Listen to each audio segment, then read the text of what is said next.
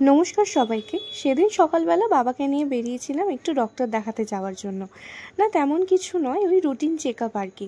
আর 10:30 থেকে ডক্টর আসার কথা ছিল, আর আমাদের বাড়ি থেকে বেরোতে বেরোতে বেজে গিয়েছিল 10টা।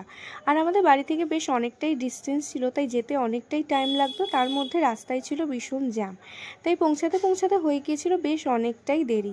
তাই গিয়ে দেখি যে ডক্টর চলে এসে এবং আমাদের আগে অনেকজন আছে, তাই বেশ অনেকক্ষণ অপেক্ষা করার পর ডক্টর দেখানো হয়েছিল। বেরিয়ে খেয়েছিলাম এই লস্যিটা, যেটা জাস্ট দারুণ ছিল। তার মধ্যে দিয়েছিল মাটির ভাঁড়ে, যেটা বেশ ভালো লাগছিল। তারপরে ওখান থেকে বেরিয়ে পড়ি, আর ওয়েদারটাও ছিল আজকে বেশ মেঘলা মেঘলা। তারপরে চলে এসেছিলাম সোজা ওষুধের দোকানে। এখান থেকে বেশ কয়েকটা মেডিসিন নেওয়ার ছিল, তো সেই সমস্ত নিয়ে চলে এসেছিলাম একদম গঙ্গার ঘাটে। গঙ্গার ঘাটে আসলাম কেন সেটা ভাবছো তো? তার কারণ হচ্ছে যে আজকে আমরা লঞ্চে করে বাড়ি ফিরবো। বেশ অনেক দিন ধরে বাবাকে বলছি যে এবারে এদিকে আসলে লঞ্চে করে যাব, বাট ওই করে যাওয়া হচ্ছিল না।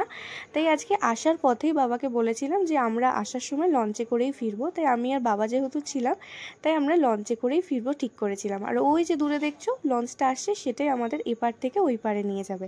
আর ওই দিকে দেখা যাচ্ছে হচ্ছে বেলুড় মঠ। লঞ্চটা আসতেই আমি আর বাবা দুজনে উঠে বসে পড়েছিলাম লঞ্চে।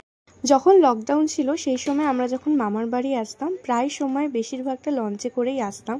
তাই আমার বেশ সেই সময় থেকে লঞ্চে চড়তে ভাল লাগে। তারপরে চলে এসেছিলাম এইদিকে। তো বাই, আজকের জন্য টাটা।